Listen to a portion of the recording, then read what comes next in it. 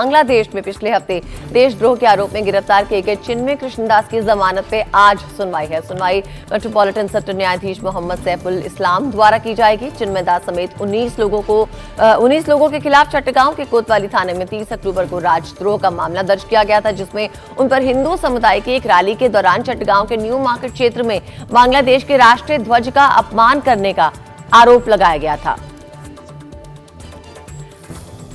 एक बार फिर से रुक करते हैं मोहम्मद गजाली, देखिए आज जो है सुनवाई है उनकी जमानत को लेकर, चिन्मय दास की जमानत को लेकर, तो क्या लगता है उन्हें रिहा किया जाएगा?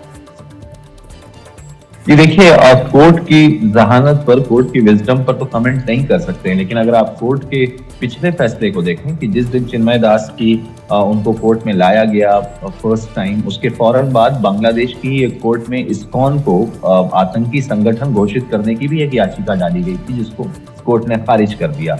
सरकार की तरफ से बार बार कहा जा रहा है कि चिन्मय दास के मामले में कोर्ट अपनी विजडम से इम्पार्शियल होकर उसकी सुनवाई करेगा और जितनी भी लीगल राइट्स किसी अक्यूज्ड को मिलते हैं, किसी भी आरोपी को जो कानूनी सहायता दी जाती है, वो सब चिन्मय दास को दी जाएगी। लेकिन जिस तरह का माहौल अभी बांग्लादेश में चल रहा है और जो आरोप चिन्मय दास पर लगे हैं, उसमें देखना होगा कि क्या माहौल बिगाड़ने के भी आरोप चिन्मय दास पर लगे हैं, तो क्या उन सारे आरोपों को के मद्देनजर कोर्ट क्या फैसला सुनाता है। फिलहाल कोर्ट के फैसले से ज्यादा जो है फोकस जो है वहाँ के तनाव पर है कि वहाँ के समाज में जो तनाव बना हुआ है उसको कहीं उसके मद्देनजर कहीं उनको बेल ना मिले। जी गजाली, बहुत बहुत शुक्रिया आपको हमारे साथ जुड़ने के लिए। फिलहाल बातचीत करते हैं पूर्व राजदूत अनिल त्रिगुणियात पर।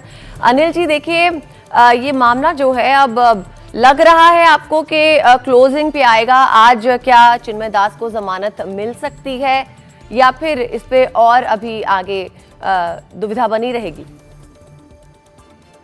सर, मेरा मानना है कि ये एक फैब्रिकेटेड चार्जेस हैं उनके खिलाफ, और ये सिर्फ वहाँ पर कम्युनल राइट्स को फैलाने के लिए इस तरह की बातों में जो जिस तरह की घटनाक्रम घटा है, उससे साफ पता लगता है कि जो सोशल लेवल पे काफ़ी डिवीजन क्रिएट किया गया है। और हम ये दूसरी चीज़ ये है कि उनके जो वकील जो उनको सेव कर रहे थे, आपको पता होगा कि उनके ऊपर भी अटैक हुआ है, वो भी अस्पताल में है, और किस तरह से तो जो डिफेंड करना भी उसको जो जा रहे हैं उनके लिए भी लोग पीछे पड़े हुए हैं। तो एक तरह से ये एक सोशल प्रेशर भी है ना। जहाँ तक जुडिशरी का बात है, हालांकि हमें पूरा विश्वास रखना चाहिए कि जुडिशरी वहाँ पर वो रहेगी। भारत ने भी कहा है कि जमानत देनी चाहिए थी और कोर्ट का जो लीगल प्रोसेस है वो पूरी तरह चलना चाहिए। लेकिन आपको शायद याद होगा कि जैसे ही यहाँ पर रिवोल्यूशन जिस वक्त हुआ था, तो सबसे पहले जाकर के जजेस को कहा गया कि आप रिजाइन करिए। तो सारे जजेस को अंडर फोर्स रेजिग्नेशन भी देना पड़ा, जो चीफ जस्टिस हाई कोर्ट और ये सब थे। तो मैं ये समझता हूँ कि जुडिशरी भी प्रेशर के अंदर है, और मैं होपफुली वो करेक्ट जजमेंट लेंगे। और चार्जेस उन्होंने लगाए हैं सेडिशन के और इस तरह के देशद्रोह के, तो उसका डेफिनेटली एक अलग मुकाम होता है उन चीज़ों का। तो अगर आप इस तरह के टेररिज्म के और सेडिशन के चार्ज लगाएंगे तो फिर मैं समझता हूँ उसका क्लोजर जो है बड़ा मुश्किल है। लेकिन इंटरनेशनल प्रेशर भी है, भारत ने भी पूरी तरह से कहा है और पूरा देख रहे हैं उसको। तो अगर वो चाहते हैं तो वहाँ की सरकार, वहाँ की आर्मी, उनको जो भी इस तरह की कम्युनल राइट्स हो रहे हैं उनको रोकना चाहिए सबसे, क्योंकि ये उसी की एक कड़ी है और ये बहुत आवश्यक है।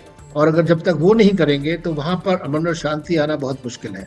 तो डिस्ट्रैक्शन अगर पॉलिटिकल फेल्योर्स के लिए करना चाहते हैं तो मुझे नहीं लगता है कि जुडिशरी कुछ बहुत ज़्यादा मदद कर पाएगी इसमें।